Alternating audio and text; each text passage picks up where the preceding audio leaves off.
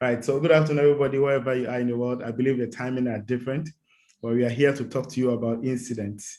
My name is Edward Debrah. I'm based in Ghana, and then I work for a small startup consultancy called ED Consult Limited. I'm here with my partner, Alison, who is based in Switzerland. We're going to talk about incidents. Alison, if you can move the next slide, please. Right, so when we talk about as I mentioned earlier, today is about incidents. And on our webinar today, we are looking at what an incident is. The aims are how we want to stop them from happening by understanding the cause.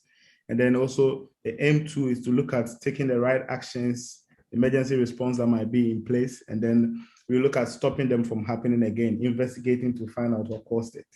Next slide, please.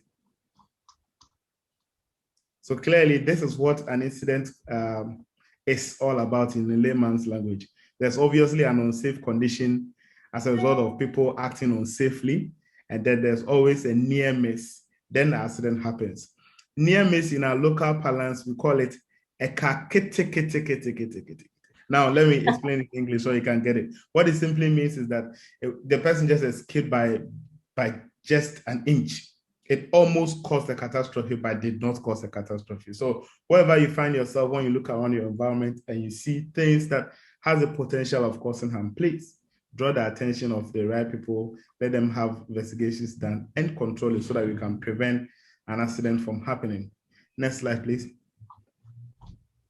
So we also want to look at some incident statistics all over the world. I'm sure you can see that this is a radar reporting system where we have a lot of fatal injuries to workers, at most common places, and non-fatal injuries to employees also at the same different place of work.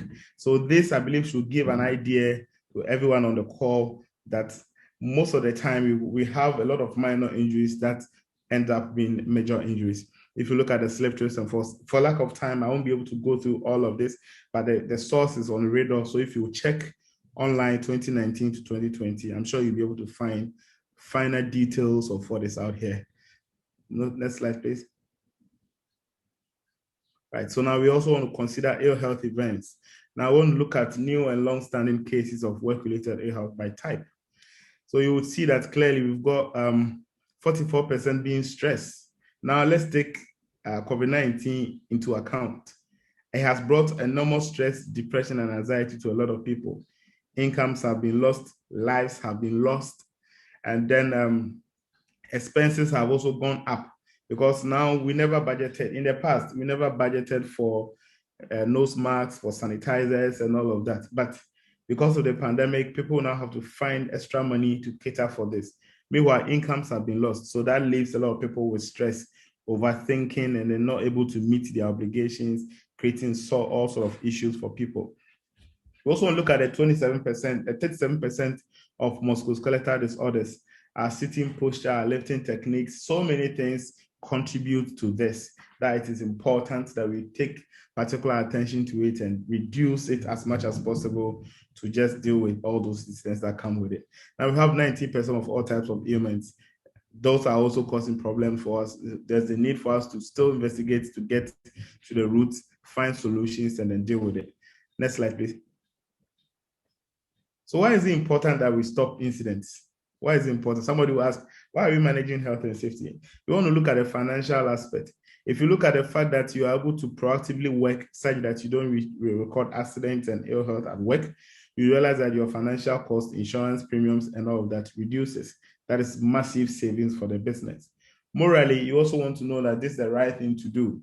Nobody wants to have the perception that this particular company loses a staff every day, every month, every year.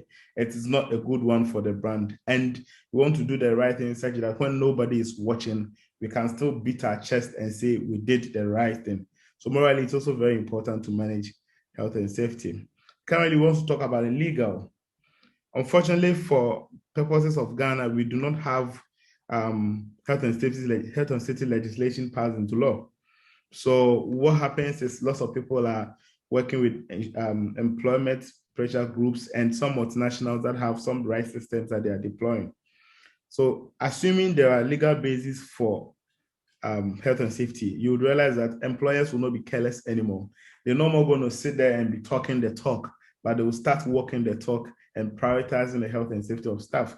So it's also another reason why we've got to investigate it to understand it and find a way of stopping it. Reputation. Does having more incidents hurt your brand? I would say yes, because there are some businesses that when you want to bid for contract, international contract and all that, they ask for your incident statistics or accident statistics. If the statistics are damning, trust me, no investor would want to put in their money into such business and the company will lose out. So it's important that we try to stop incidents from happening. To be forewarned is always to be forearmed. Let's try to deal with it firsthand before it happens. Because if you are more proactive, we'll be able to deal with it and wait for it to happen, then we'll become reactive. Next slide, please. So how do we avoid accidents? Now we've got this shape that I want to talk through briefly. Have you kept your workplaces clean?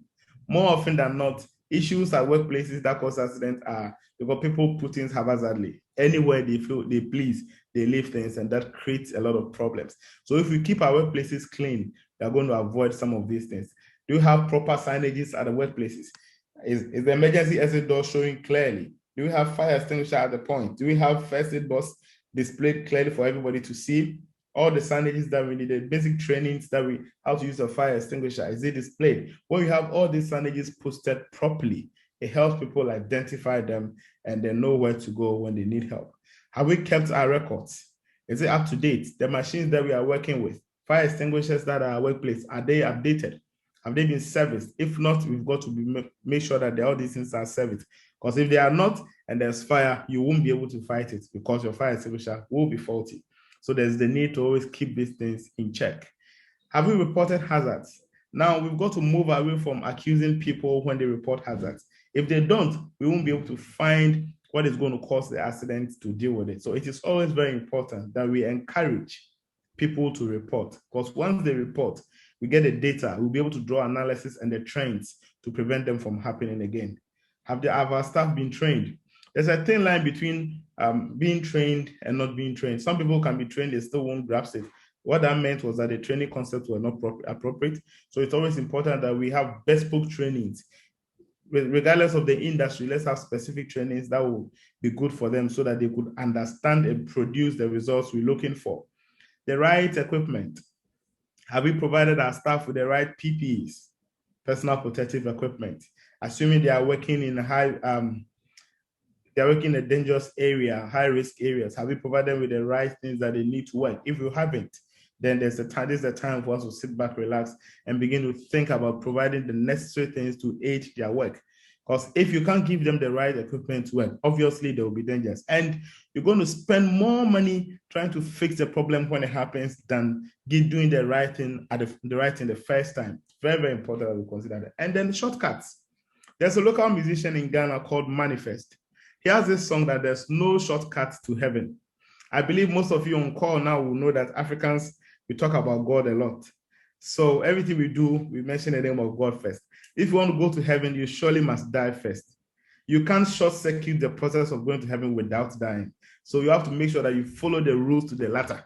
But if you cut back, you are going to be in trouble. Follow the rules to the latter. Make sure you tick all the boxes at all times. It might be long, but it is worth it in the long term than you trying to do it anyhow and waiting to get the desired result. It won't happen overnight. Next slide, please. Right. So after you've been able to understand how you want to stop it and what you have to do to stop it, we now have to come to planning. And with the planning, do you have the emergency team in place? Are there first aiders? Are there fire wardens? Do you have emergency equipment in handy, easily identifiable, no blockages, nothing of the sort? And your emergency response plan, have they been tested? It is one thing having the plan and another thing actually implementing and testing the plan. If you don't test the plan, you won't know the vulnerabilities within the plan that will be corrected. So it's always very important that you have to be up and doing, have a plan, get it tested, and move on with it. If you don't get it tested, you wouldn't know how to handle it in the real case scenario. Accidents will not tell you when they are coming. It comes at a time you don't, just like a thief.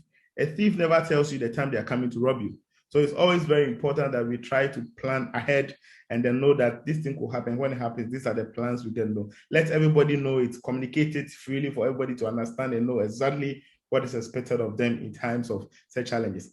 And then again, we still have to encourage reporting and investigation. Once anything is reported, let's look into it, investigate it, find solutions to it, and deal with it. Next slide, please.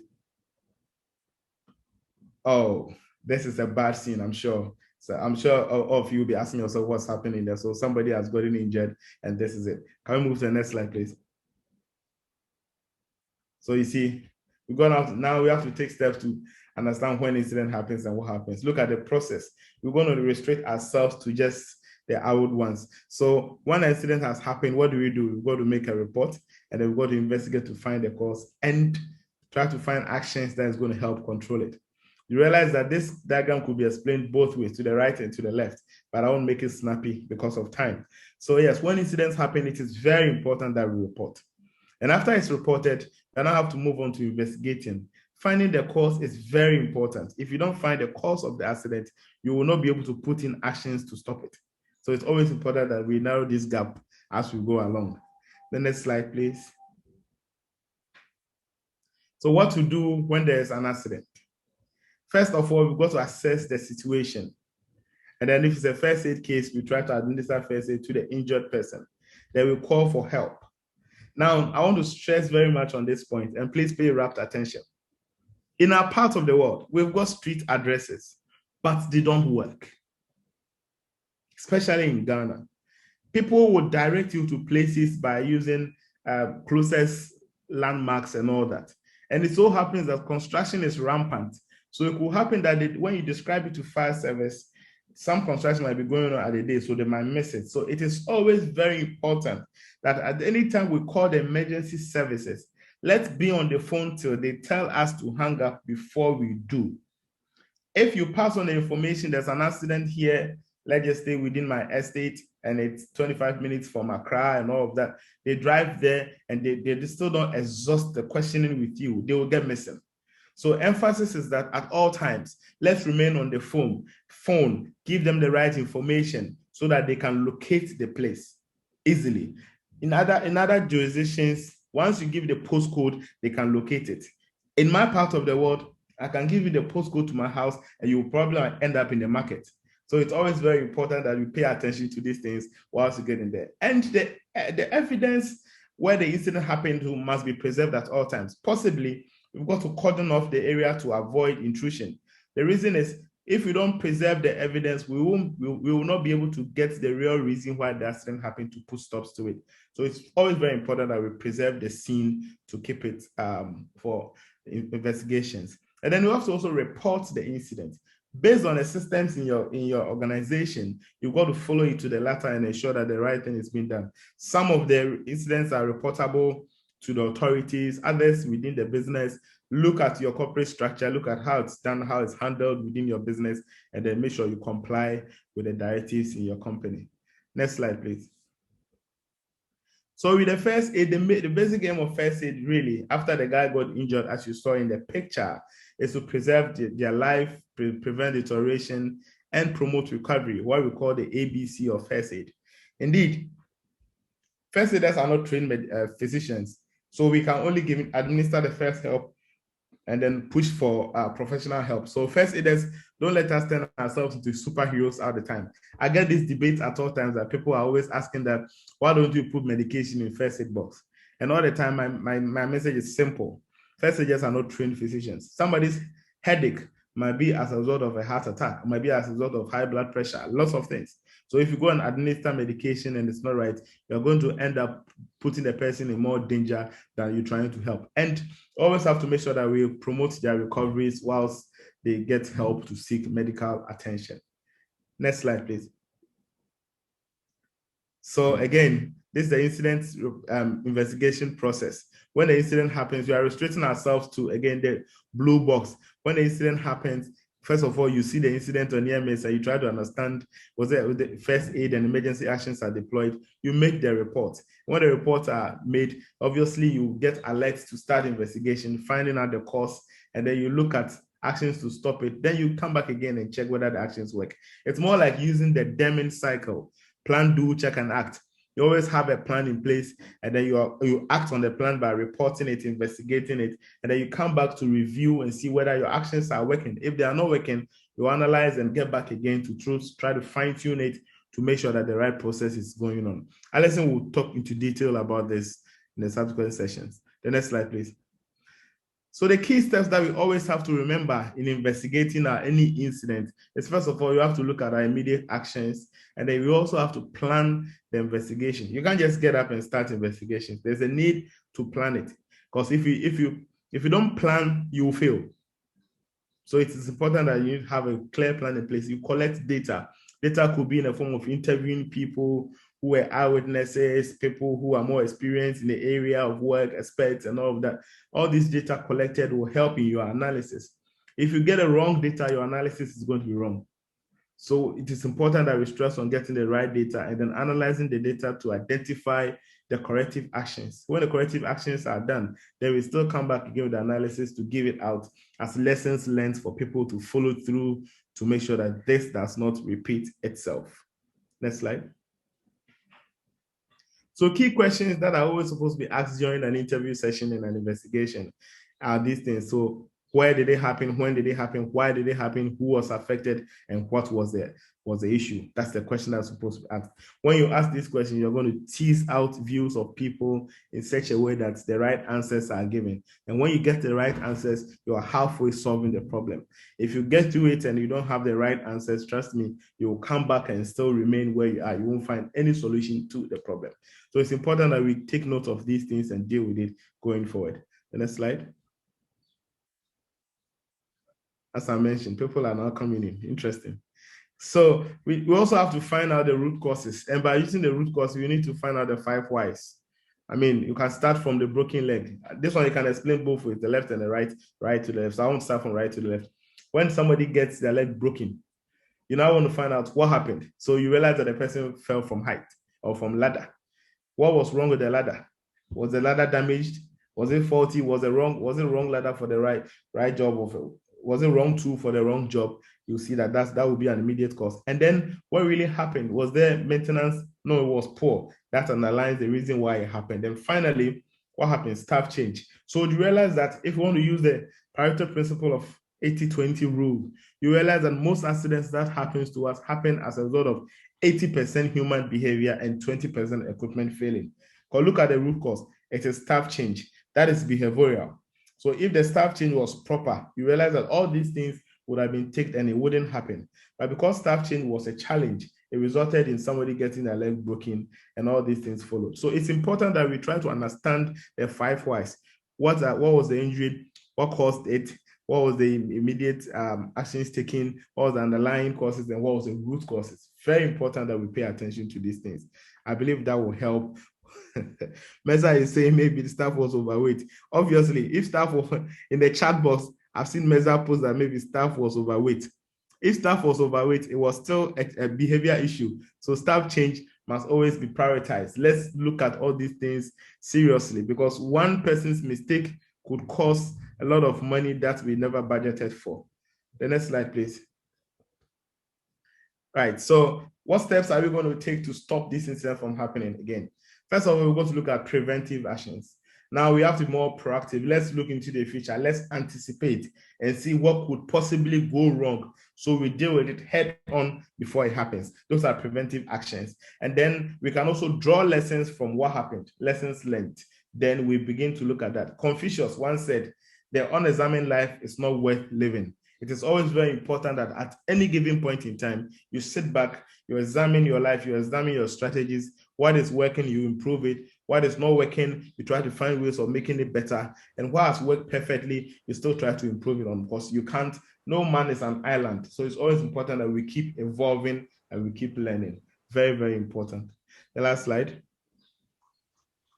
Right. So I want to leave you with this now, and I'll ask Alison to continue from where I stopped. If there are any questions, we'll take them after her session. Thank you so much for your attention.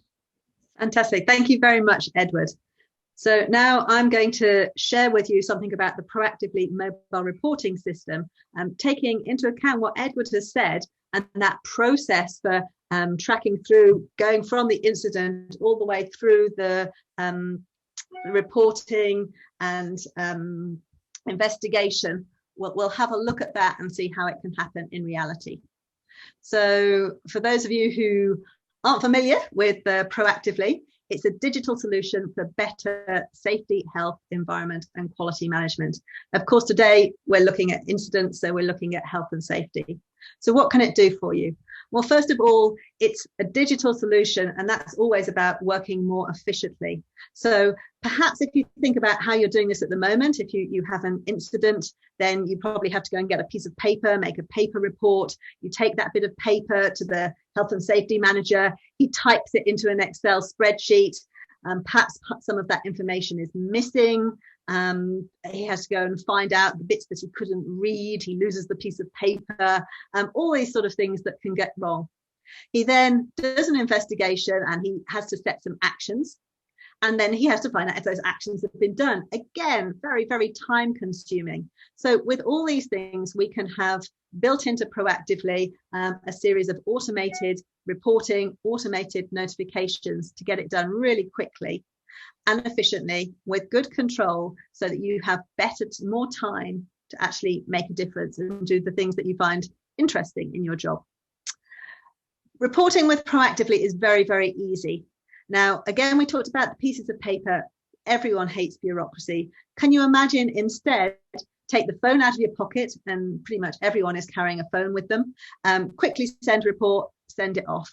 That's going to be much more engaging for people. And that means you'll get a lot more information, a lot more incident reporting, and particularly near miss reporting, which is the one that we really find difficult to gather. Real-time information. So here we're talking about incidents. And you'll know that the quicker you find out about an incident, the quicker you can start taking that emergency action, the quicker you can do an investigation, and the better it's going to be, the better the outcomes are going to be. So having real-time information is a huge advantage. And then lastly on here, flexibility. Well, every company is different. Everyone is looking to collect slightly different information. You know, you'll have different departments in your organization. There's a drag and drop system built within Proactively, which means that you can change the questions to exactly what you want to know. So let's get to our accident. Can I please introduce, this is Tom Jones, and you can see he works in the woodworking shop, and he's just had an accident. He's cut his hand. So the first aider comes across and is going to do some first aid with him. And now we need to send a report in. So if I push onto the screen, this is the Proactively app. I've opened it up and I'm going to send an incident report. Now, the first question is, are you safe?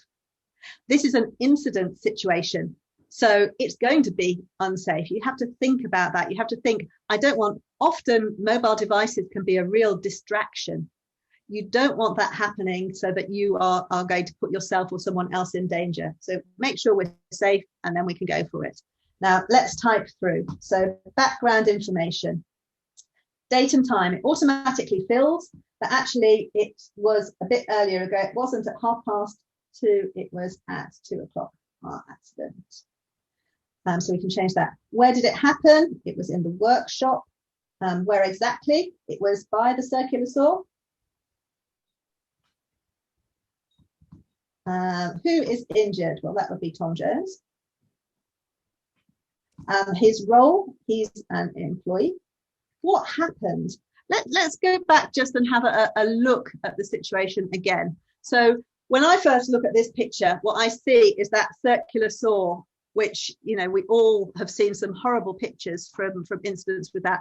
Now, luckily, Tom didn't hurt himself on the circular saw, otherwise it would probably be considerably worse than it is now.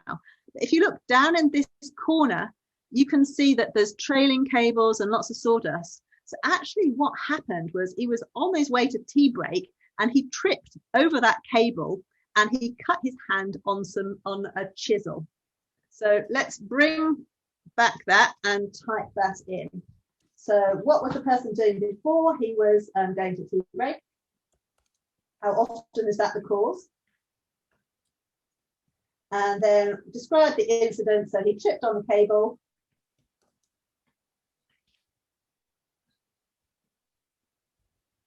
He fell and he cut his hand on the chisel, which was also lying on the floor. Right, we can now take a picture of that. Let me bring up, let's go back here. Right, let's go. We don't want to take the picture with him in it, but we want to get those tables in the corner. Right, let's take that picture. Okay, we'll use that photo. So if I push the screen back again, you can see that the photo is now in the report, and photos are fantastic. They will give you a lot more information that's a lot clearer to understand than typing great amounts of information. So what are the hazards have caused that? Now, it was definitely housekeeping. I can look down and think if there's any of the others, because perhaps there was something else involved, but I think I'm going to leave it at that. Were there any witnesses? No, I'll leave that blank. And then we get to the injury. So what sort of injury was it? Well, he cut himself, he cut his hand. Any treatment, he had first aid. Any further comments? I'm going to leave that blank. And then a signature, and I can do that with my finger. And I'm ready to send. Because I'm the health and safety manager, I'm out and about walking around the site, and this has come as an email into my phone. And now I can click it to view the report. Right, let's bring that onto it. Now, this is the other part of the Proactively system. This is the bit that's coming over the web portal. So what comes up is the report that's been sent. Look, you can see the photo in there, and I can see exactly what happened. So interestingly, here, who is injured? You can see these stars. Now, particularly in Europe, we're very particular about personal information, and we wouldn't want that name going in a report that someone else could read. So this is an encrypted question and can only be read by someone who has the correct code, so the correct permission to do that. So I'm going to read through what happened. And now I want to send a message back to Tom to say, I hope you're okay. I hope you feel better soon. Just to show that we care. And in the messages tab, I hope you feel better soon. Can see it at the bottom. So now Tom knows that someone is listening to him. Right, what we're going to do. So Edward talked to you about investigation and finding the root cause. So let's imagine Mary now, she gets this notification, she knows that there's an accident, and she heads straight over to the woodworking workshop. Now she's going to do a 5 whys investigation. So let's think back what happened. So he tripped, the incident is that he's hurt his hand, he's cut his hand. Why did that happen? He tripped on the cable. Why did that happen? Because there was poor housekeeping. Why did that happen? Well, in our company, we have a system where you're meant to tidy up everything last thing at night. And we have a procedure for that. That wasn't followed. So the procedures and processes weren't followed. Why did that happen? Poor supervision. So the supervisor in that department hasn't kept that level of maintenance of housekeeping going. So in our root cause, let's say poor supervision with no cleaning done. Okay, and let's save that.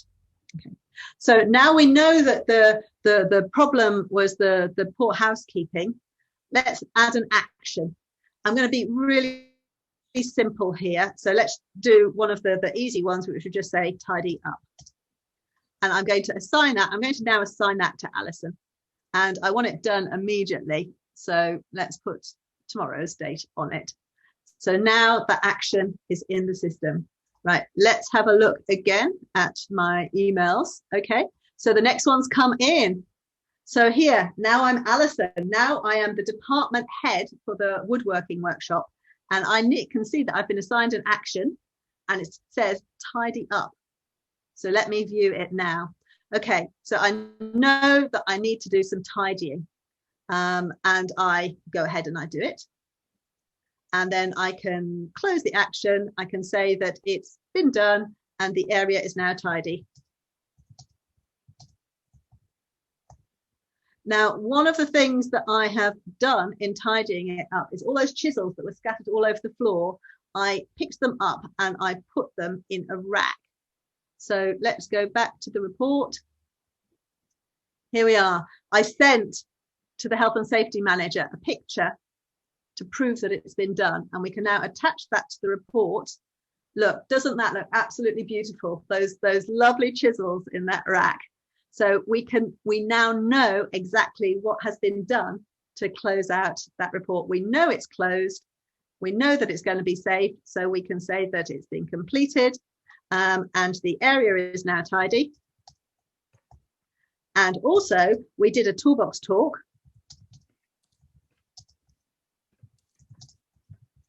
And refreshed the need for a tidy work area, a clean work area.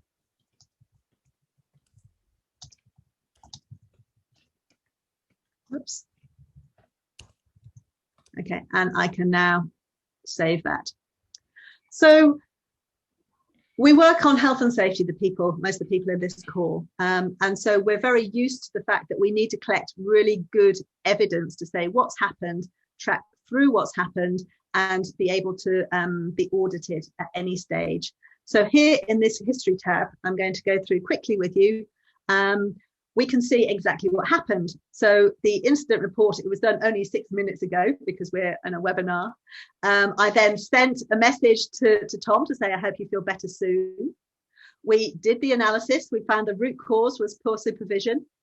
We assigned an action to tidy up. The action was then done and it was closed. So the area is now tidy. We put the picture in, and then we closed the report and we said, yes, we did the toolbox talk and all the other things that go along with it. So we have time, date, and person stamped for every step of that process. That means if we get auditors in, if we have an insurance company that wants to come and see what happens, we can show exactly what happened. Right, let me go back here. So we've done the accident report with Tom. If I just repeat to you what was happening. So Tom had an accident. He had first aid, and then we recorded it in the mobile app. So you saw the incident report form. We saw the notification, the email that went to the health and safety manager. The health and safety manager then went and did a quick investigation and found the root cause.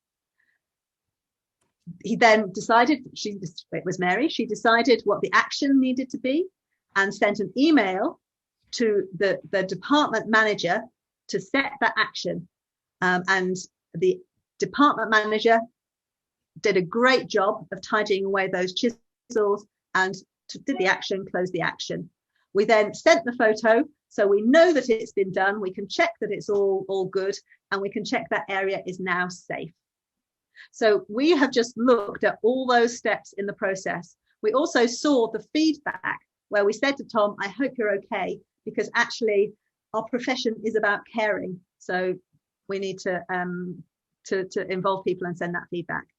Now I'd like to look at this final block, which is analysis. So let's go back. Oops. Back to here. You can see we can go into the dashboard. Right. So information has come real time again into the dashboard. Now, what do we want from a dashboard?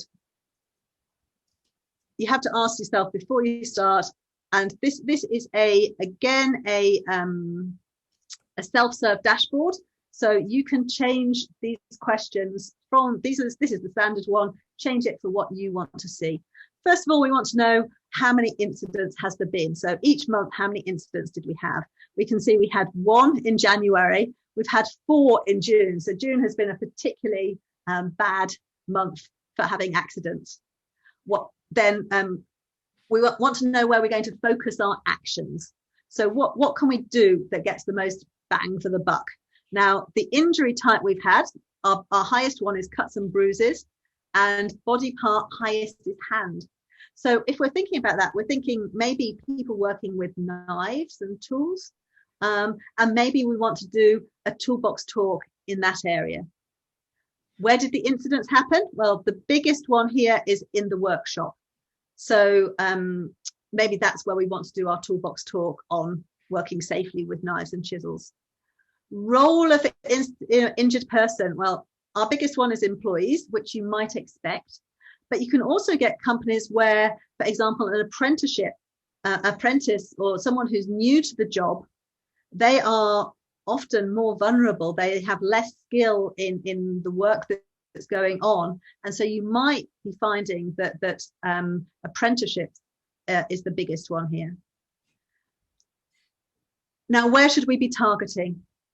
If we look here, it matches very closely to what Edward said. Our biggest pillar here is for housekeeping. So we have only a limited amount of resources. We know that that's what we need to focus on: housekeeping and cutting of hands. So that's the sort of information we can get from a dashboard. And the whole point of this is so that we can use this information to make better decisions, to take the resources that we have and to target them really well so that we can keep people safe. And now I'd like to ask if there are any questions, please, for myself and Edward. Yeah, I can just read it also. I just I put it in a chat before. So what I was trying to say, the scenario that you took in this presentation is a simple incident where one casualty is involved, and you can say the area, the premises where the incident took place is also very small as compared to a real life scenario that I've seen in past. So, I mean, do you have a capability in this application to entertain multiple casualties, including death and many other things like that? So, like, I mean, can we capture all those scenarios with multiple casualties and multiple factors in the single app?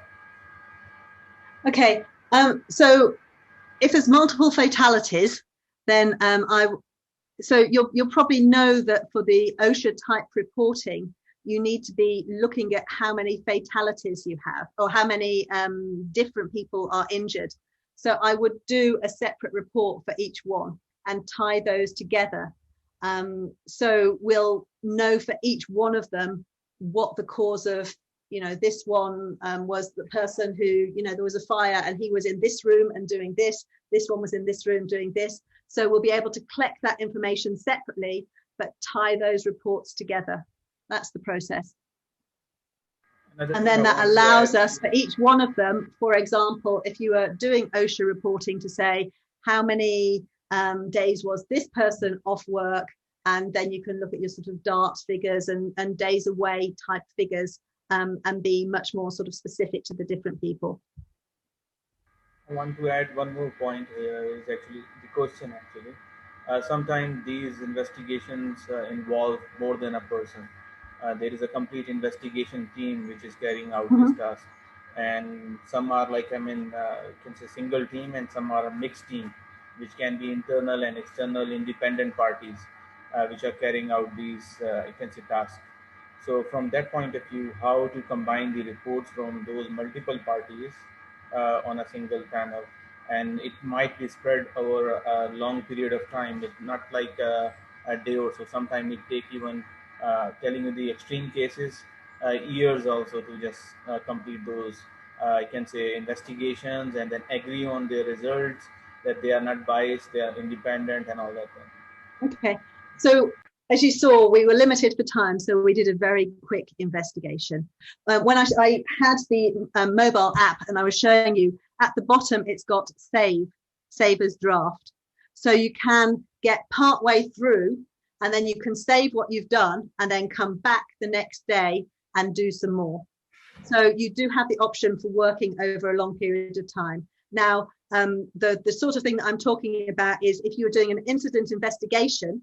So we just saw an accident reporting form.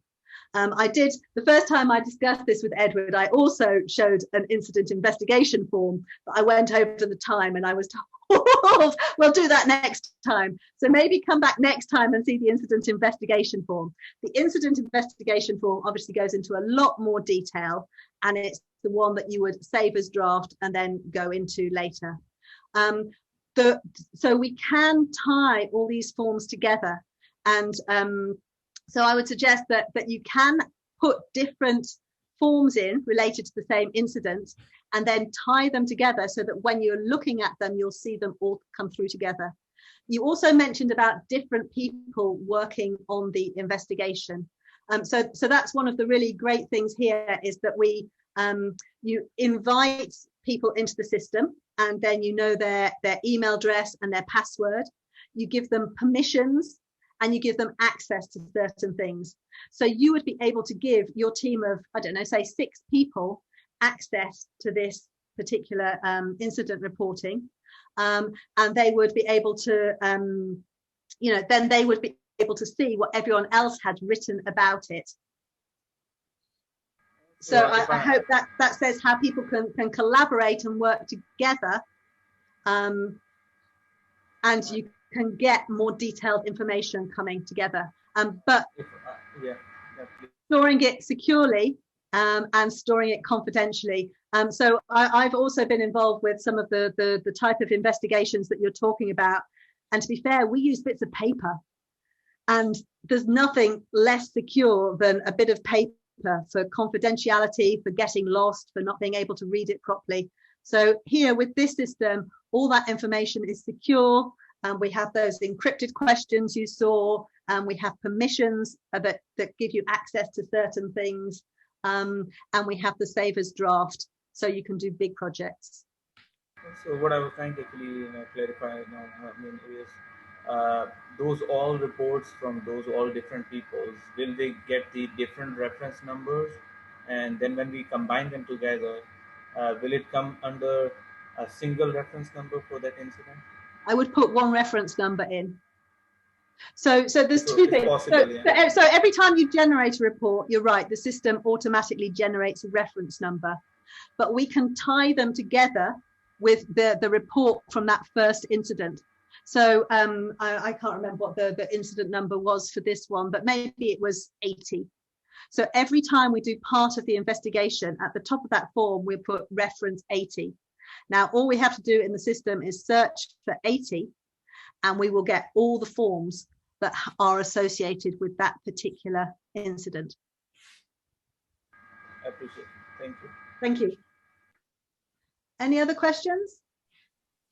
Yeah, I had a couple of questions. Okay.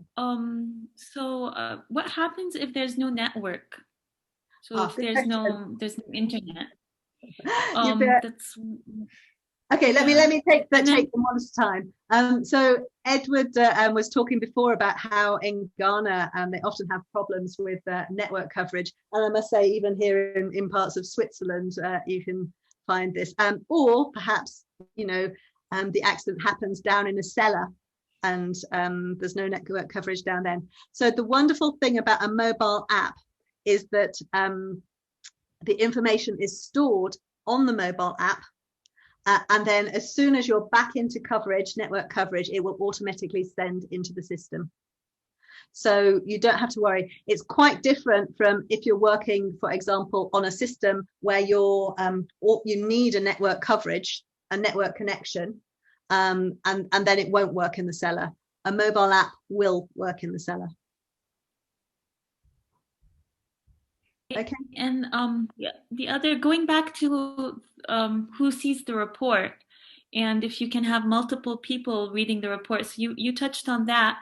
I was wondering that the section where you request an action, the person that's doing the action, do they get access to the incident? Like, do they know why they're doing the action, or you have to describe why and give them access to the report if that's the case?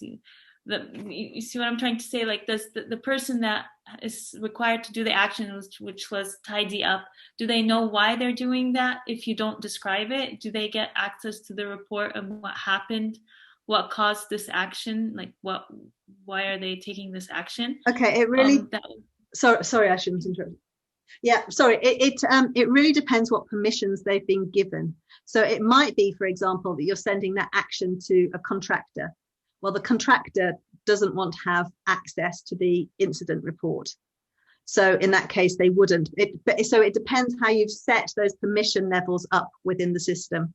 And we have two things. We have permissions, which is what you are able to do. And then we have a system of teams. So you can imagine, I mean, we were talking about a big company before, different parts of your company will form different teams. So you only get access to the information within your team. And of course, as you're perhaps the health and safety manager, you would have access to all those teams. So there's quite a robust system behind who can actually see that data. Yeah. Okay. This is relevant for Europe because we have privacy laws, and they're very strict, especially in Germany, the EU. Exactly. Yes.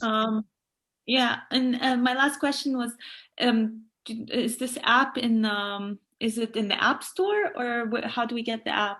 Okay, yes. So it's available on Apple and Android. So you can get it from the App Store and from Google Play. Now, there's two different ways that you can get hold of the app.